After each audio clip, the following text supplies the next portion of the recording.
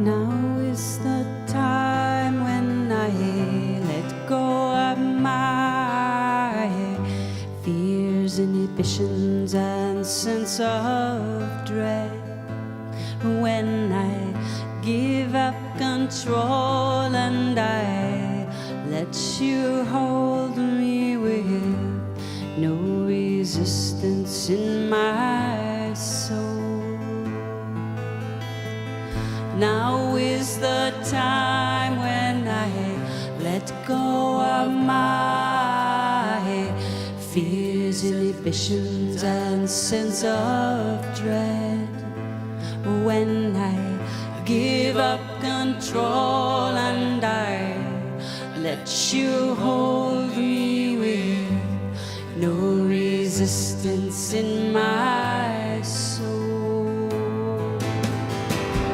This is the day when I throw it all away to the fire of the all-loving one. Oh, now I have just what I need to be free, to feel who I really am. Oh, this is the day when I throw it all away to the fire of the all-loving one. Oh, now I have just what I need to be free, to feel who I really am. Here is the place where I fall into grace and release into the sweetness of your love. I surrender. I remember the light and the beauty that I am. Here is the place where I fall into grace and release into the sweetness of your love. I surrender. I remember the light and the beauty that I am.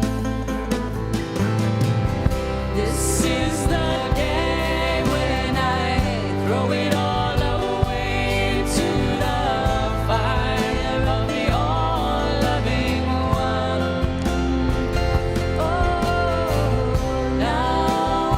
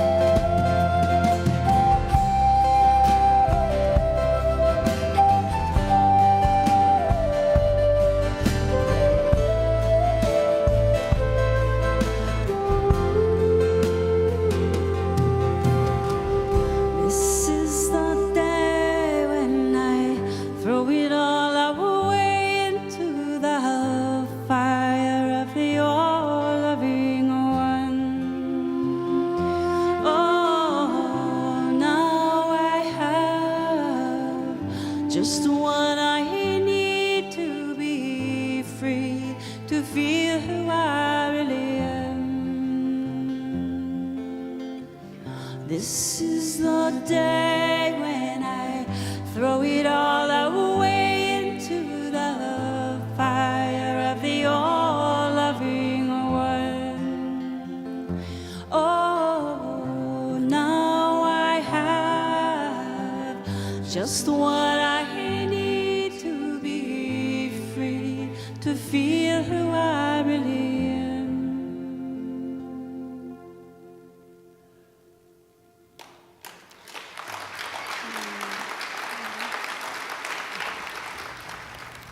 Doesn't that feel rich? Beautiful, being bathed in that consciousness of love. So we'll continue that experience together. What we've created for you this morning is a kind of a combination. Science of mind prayer, science of mind thoughts and concepts, combined with this rich tradition of chanting and mantras and music. So I'll be saying a few things in the first part, and then I'll give you a chance to contemplate your own prayer request. And we'll do some more chanting and being together, and then I'll ask for 3 or 4 prayer requests from you in the room. And then I'll take those individual prayers and turn them into a universal prayer so that all of us will be able to be lifted by that prayer experience. So as I thought about and contemplated what was the message or the theme or the words that Spirit asked of me to share with you this day, a couple things came through. First, acknowledging that we've been in this beautiful time together of gratitude, this beautiful time of the harvest festivals, of Thanksgiving dinners, of being with family and friends, and sharing not only the food, but sharing the joy of being together and enjoying the unique personalities that make up our extended families. At least I've got one of unique personalities. I suspect we all do. This is a great time of being together. And for me personally, this is a very poignant time in that a year ago, right at this time, my dear nephew Nicholas, who was like a son to me, died very suddenly in a drowning accident at age 33, doing something that he loved, fishing. And so it was, though, a jolt. It was surprising. It was a shaking up. It was a dive deep into grief. That at that moment, my family was numb and in shock and grieving. And yet we were surrounded by the love of our family and friends, and we were surrounded by the love of this community. That memorial service for Nick was an experience of the friendships and the connections and the joy of life that he had. And that this community held me, held my family in that time of shock and grief, at a time that we needed it and we couldn't do that for ourselves. And that's the time, these are the times when we truly need that softness and that tenderness of love to help us. So the message that I was given to share with you today is that we each have that innate ability to love and to care about people and to care about all forms of life. It's just part of how we're made. It's a natural thing. And yet, too, we seem to have a tendency to develop barriers to love as well. sort of a hard protection around that soft core of us. So why? What's the need for this barriers to love? Well, one of the answers that I've gotten is that it's almost a fear of having our hearts broken. Almost a fear of loving too deeply in case the love disappears or is taken away from us. And then that sense of brokenness, that sense of the broken heart, that can lead to odd behavior like anxiety and panic and anger and resentment and blame. But what's underneath the hardness? Why the hardness? It's the tenderness of that genuine sadness, that broken heart. But it is that very tenderness that can link us together, that can link us to everyone who has lived. Because that tenderness of the broken heart is the doorway then to compassion, to being able to share, I've been through something deep. I see you are as well. I know this journey you're on. It can soften us and humble us and help us to connect with each other at a deep, deep place. I've been reading some work by Pema Sharon, who is a Buddhist nun who leads a community in Canada. And she's developed a word for people who are training to awaken a love response in ourselves called warriors. Warriors of non-aggression who can hear and feel the cries of the world. Spiritual warriors might be another term. What this means is we enter into a place of suffering where something has occurred, a challenging situation, in order to alleviate the suffering, to bring consciousness of compassion into that experience. And I'm reminded on Friday when we heard again of another mass killing, this time in Egypt, this time the Sufi community. I heard that and heard the call for the compassionate warriors, for the spiritual warriors to know compassion in that situation. Now this time it was even closer because we have had members of the Center for Spiritual Living community in Egypt this week, traveling in the country. Over 60 members of our community are there. Now they're all fine. They were in another part of the country than where this occurred. But there is a call in the world for us to show up, to be the carriers of compassion, to be the carriers of love in situations where there's fear everywhere.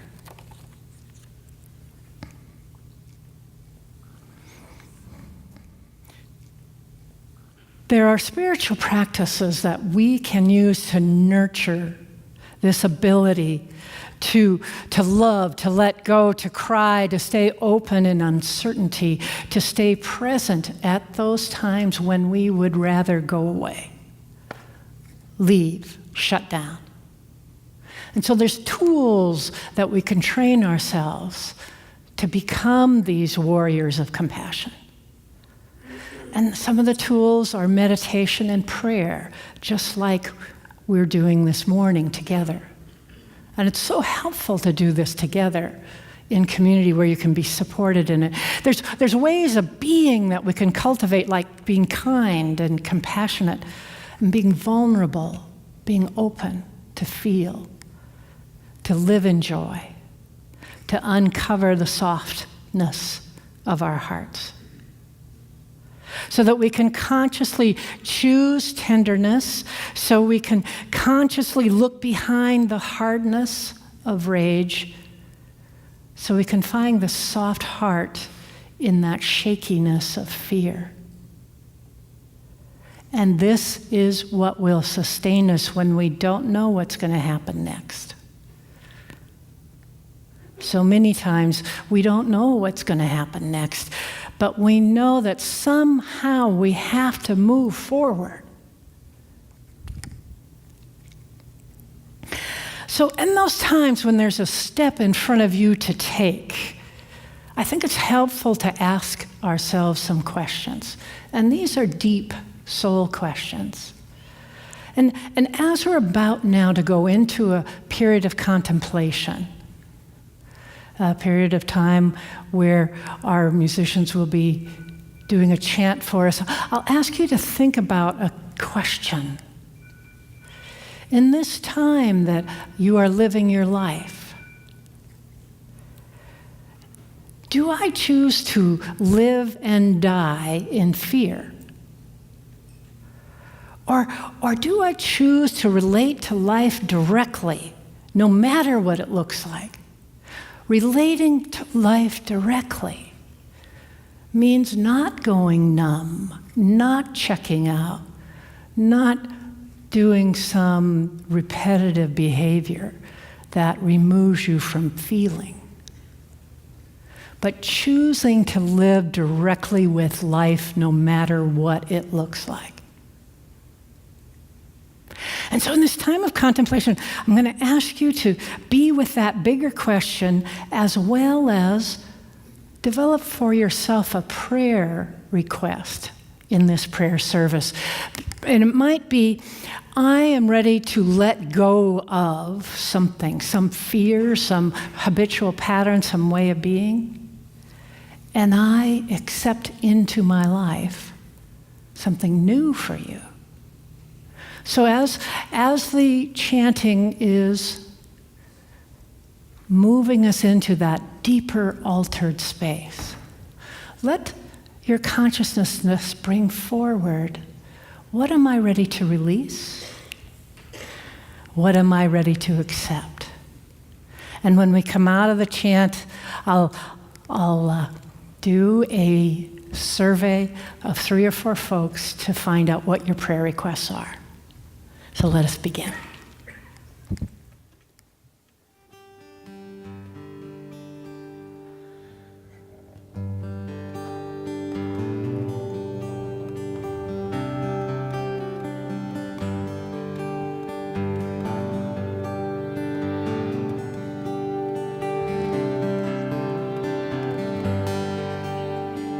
All that I am, I offer at the altar of love. All that I am, I offer at the altar of love. And sweet surrender, and sweet surrender,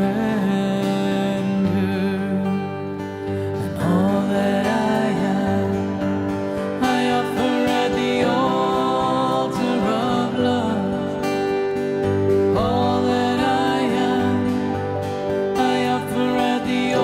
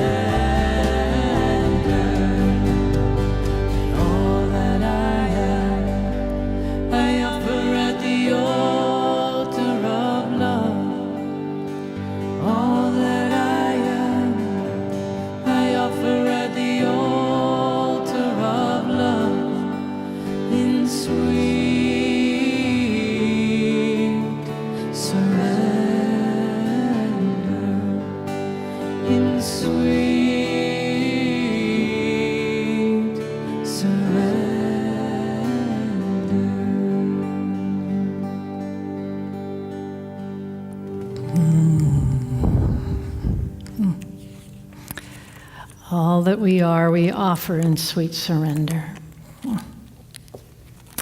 So now I'm going to ask for 3 or 4 folks if you'd raise your hand and simply say very briefly, I release and I accept. And Matt will come up with a microphone, and we already have a hand. So keep your hand up if you're ready to say, I release and I accept something new in my life. Who would like to begin the prayer requests? Wonderful.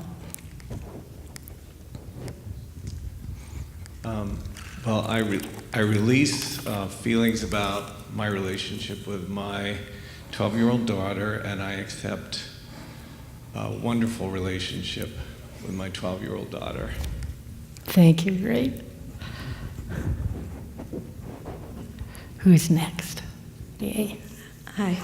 I release resistance and fear, and I accept inspiration for a path forward, particularly for my son. Good. Yay. Who also has a prayer request? Right over, I see over here. Yeah.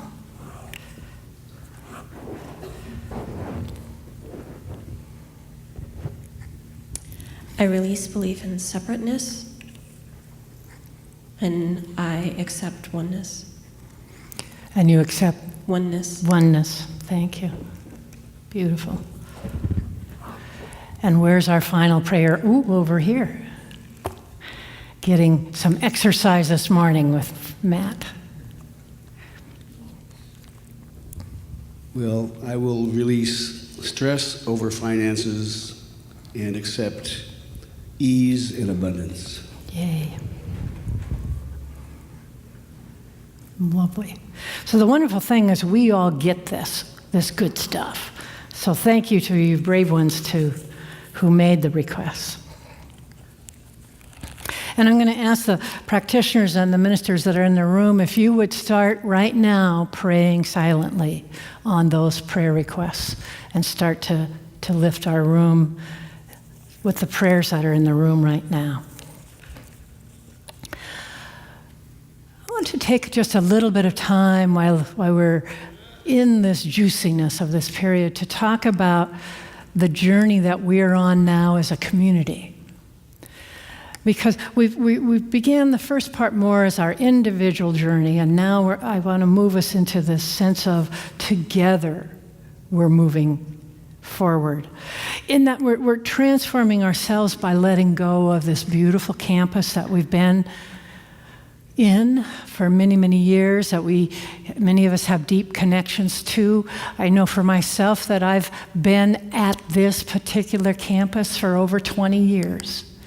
And in that time period, we've all had a lot of experiences here. I know some of us were married here.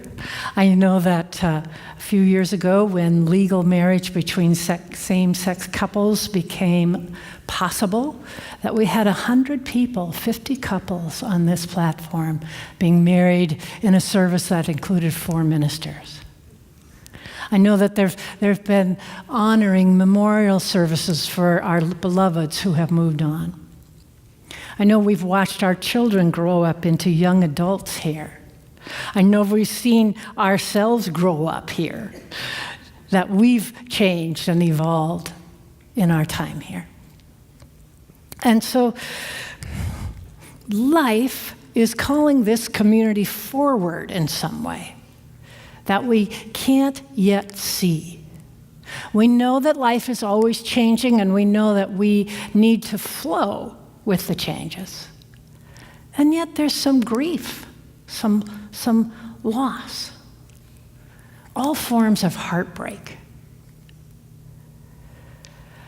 But I want to turn on our head a little bit this sense that heartbreak means something went wrong. Heartbreak can simply be we've loved very deeply.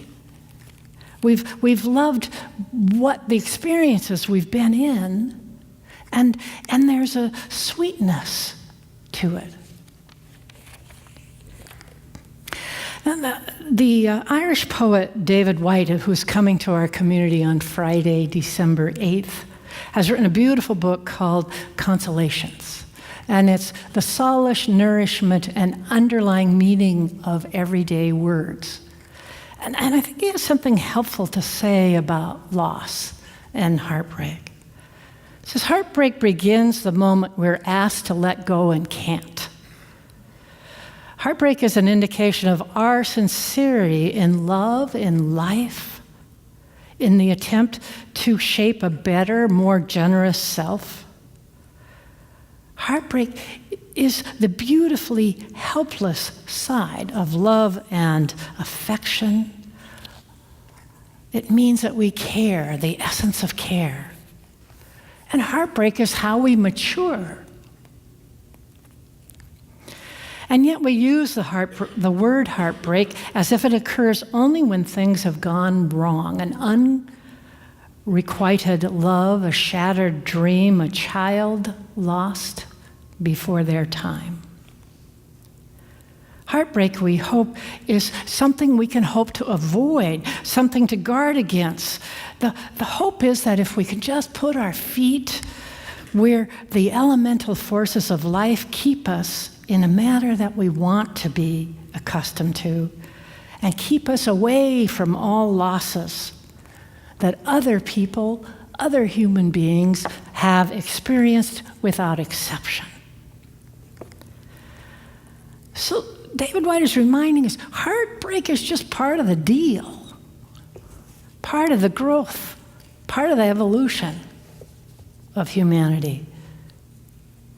And I think we've all had that experience when we've gotten on the other side of something.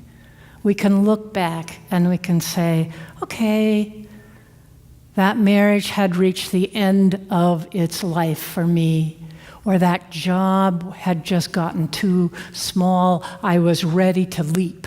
I was ready to grow. I was ready to learn to fly. Now, there are some losses that are harder, like the loss of a child too early. That's my experience of the loss of my nephew too early. And for me, the answer there is, I don't know. That's part of the mystery of life. That's part of the unfolding of life. And that growth step for me is still unfolding. And so I simply hold that loss with the soft, tender heart. We see change all around us. We live in a city that's changing before us. All these buildings, all these new people, the new economy coming in, new kinds of work, getting bigger, getting more crowded, the infrastructure that supports us getting strained. It's hard to even travel from place A to place B. Change. Some change we like, some change we don't like. Change happens. So we are all seeking our way in a time of change. And I'm just going to ask you to close your eyes for a moment. I'm going to ask you a few questions and see what answers come in for you. So let's just take a breath in and release. Where is my foundation in this time of change? Where do I see and experience firm footing for me?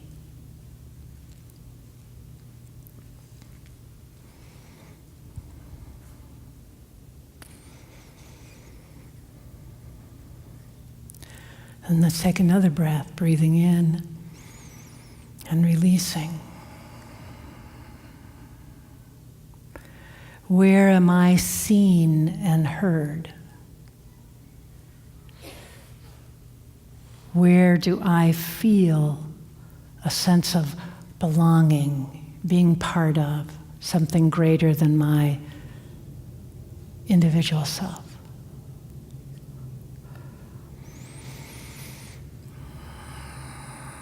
And letting your wise self just unfold that for you. And then let's take a breath in and release and simply return, opening your eyes. Now, while we each get personal answers to these kinds of questions, traditionally, we have been directed to religious and spiritual communities to find this place of foundation and this place of belonging. And yet, our spiritual communities are also changing in this time of transformation. And this community itself has been asked to change. We're asking the questions of what's the right form for a spiritual community in this day and time? What kind of a building, what kind of a container makes sense for the next 5 years, 10 years, 15 years, 20 years? So we're all asking these kind of questions. And there have been answers. There have been spiritual guidance, spiritual answers that have come through the ages to us through many traditions, many cultures, many languages. I chose one voice to be a guide for us this morning. She comes out of the tradition of Yogananda. Yogananda wrote the autobiography of a yogi, created the Self-Realization Fellowship. This is the group that the East-West bookstore comes from. This is their community. And she's giving us 4 ideas, 4 invitations in time of change and time of fear. So I'll just ask you to breathe them in as I list them for you. The first is deeply trusting and communing with the omnipresence of the One. So again, let us just breathe for a moment, breathing in and releasing. We are not alone. Breathing. We have never been alone. Breathing. We will never be alone.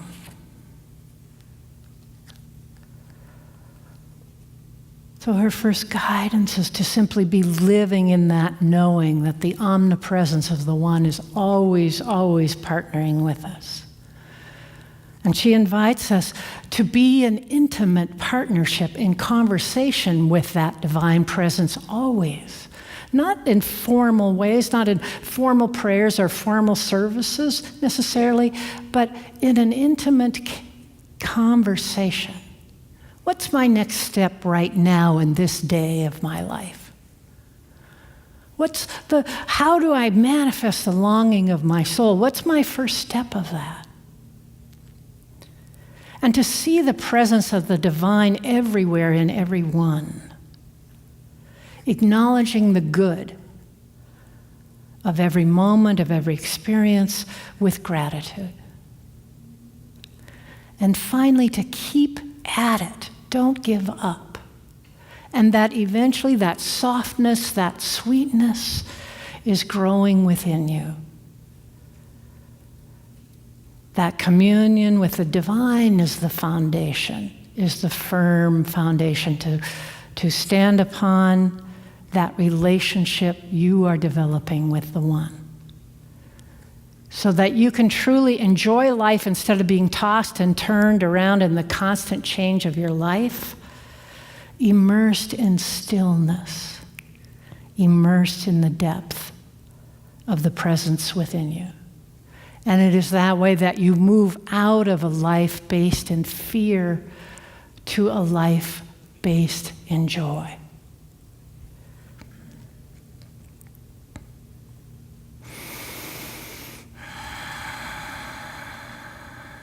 So we're being asked to give to life all that's living us. We're being asked to be courageous, speakers of truth. We're being asked to speak about love and goodness when there's fear everywhere. These are the warriors of compassion. These are the warriors of non-aggression living in changing times, times of transformation. And so do we choose to live in fear? Do we choose to live in joy?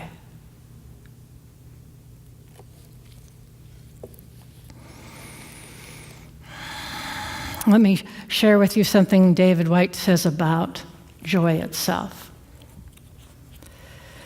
To feel a full and untrampled joy is to become fully generous. To allow ourselves to be joyful is to have walked through the doorway of fear, dropping away that anxious, worried self. That can feel like a thankful death, a disappearance, a giving away, to move into the laughter of friendship, the vulnerability of happiness felt as a strength, the claiming of our place in a living conversation, the sheer privilege of being in the presence of a mountain, being in the presence of the sky, being with a well-loved, familiar face. I was here. You were here. And together, we have created a world. This is joy. So together, we're creating this world. And I'm going to invite our musicians to come up again. We are offering all that we are to life. We are letting life move through us to be the warriors of compassion, to be the person in the room that speaks of love when there's fear around us, to speak truth, to speak of goodness, to hold that light, and to share the softness of our heart, to share the compassion within us with others, to lift all of us out of a world filled with fear to a world filled with compassion and showing up in the times when we are needed. So as you go into this next prayer, let that idea bloom within you. Where can you show up? How can you show up? In a way that expresses the uniqueness that you are, the goodness that you are. Let us begin.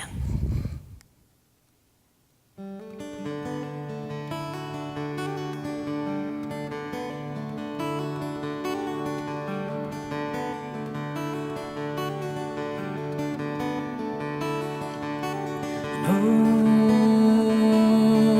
the road you'll travel, know the things you'll see, know the lives you'll live, and all the things you'll be, traveling on this road ever towards the one.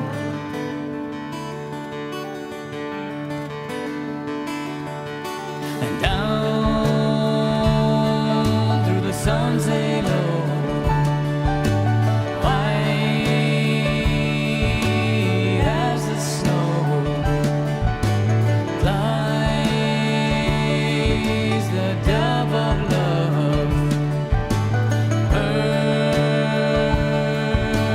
Shoulder now,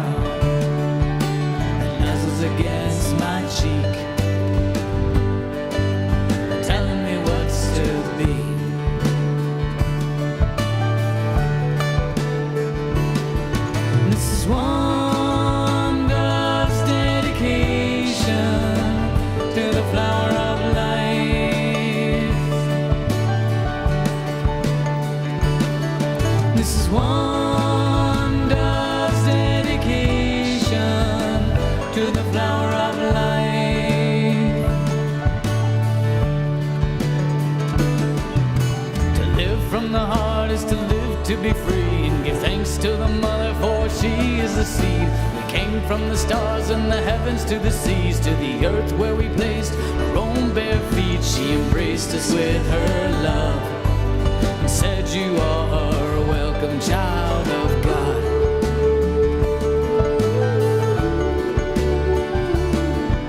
Take care of the land, from there you will lead. Keep the waters clean, from there you will drink. The sun rays gold will bathe your soul, and the air you breathe in will energize the whole of your being, connected to all that is.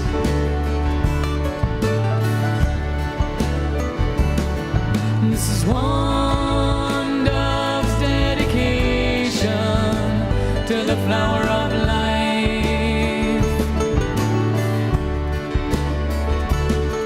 This is one dove's dedication to the flower of life.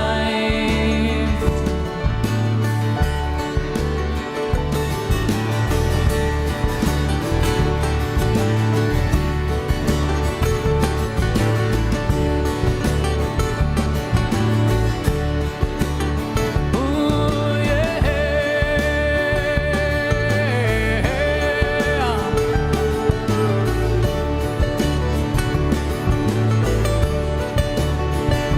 Well, purify the body and purify the mind, then songs you will sing to know the divine. Speak truth from your words, and all will reveal reflections. We are all on this wheel, spinning through space and time. One more journey closer to the divine. Yeah. Well, to serve and be served is one way to be free, and to love and to give unconditionally. On reverence for life and all you perceive, for this life is what you make it to be. Let grace fall upon you, for you will know that you are infinity. Yeah. So I'm giving her all my love to the flower of life. Can we sing that one? I'm giving her all my love to the flower of life. I'm giving her all my love to the flower of life. I'm giving her all my love to the flower of life. I'm giving her all my love. Yeah, I'm giving her all my love. Yeah, I'm giving her all my love to the flower of life.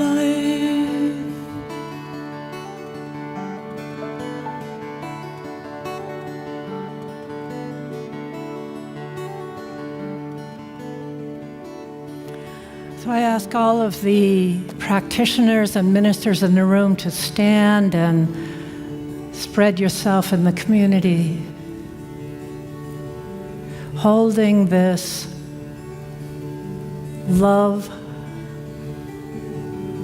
consciousness of love that moves through each one of us in this flower that is life. And I take up the prayers that have been expressed through individual beings, and yet truly are the prayers of each one of us. That in this moment, we each know that we are beautifully, uniquely, and wonderfully connected to life itself.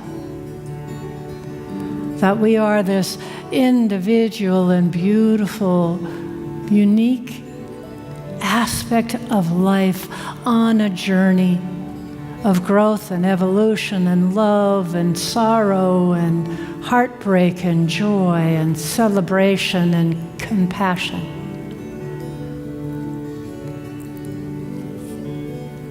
and that we are inspired by the life that we are living. We're inspired that this beautiful world that we live in is here for us to grow in, to evolve in, to connect in, and to increase the beauty of and the goodness of. That we are here in relationship. We are here in relationship in families, in parents to child, in friendship, in spouse to spouse, that each of these intimate relationships are held in the deepest of love. No matter what the initial daily challenge of that relationship may appear, we know there is an ease in the journey, a connection of the deep, deep heart, one to each other. And it is in the dailiness of that love that we work out the answers to this life.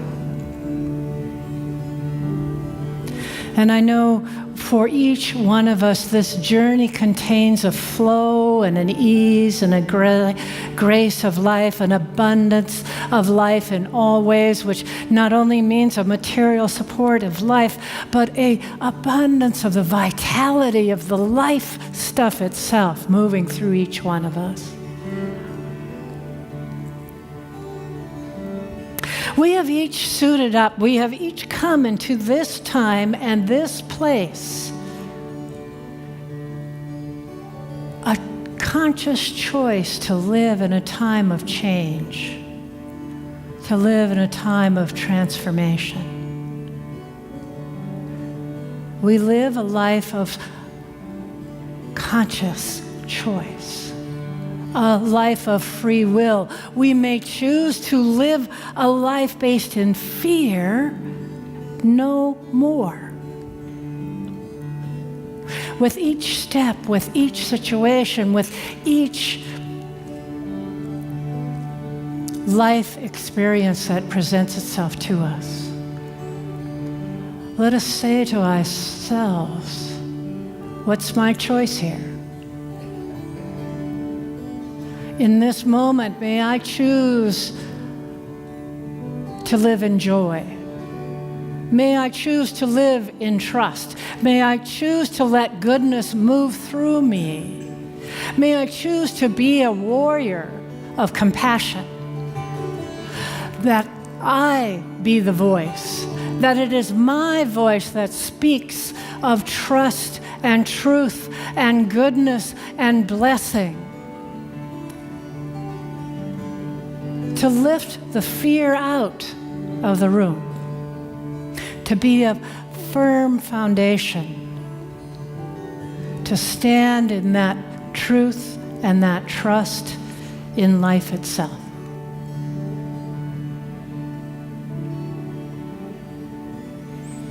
Each of us has a purpose. Each of us has a path. And let's take together the next step in front of us to take, knowing we are never alone. We are always in partnership with the divine. And we live in community. We live in spiritual community where we may lean into it at those moments of our own tenderness, be lifted, holding hands together, moving into the joy.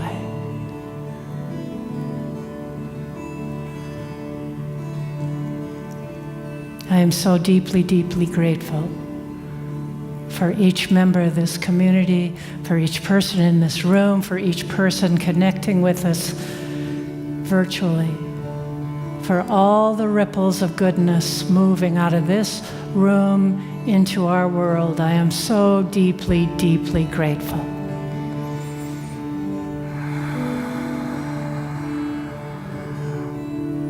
The consciousness of the One moves through each one of us individually. And for this I simply say, and so it is. I'm giving her all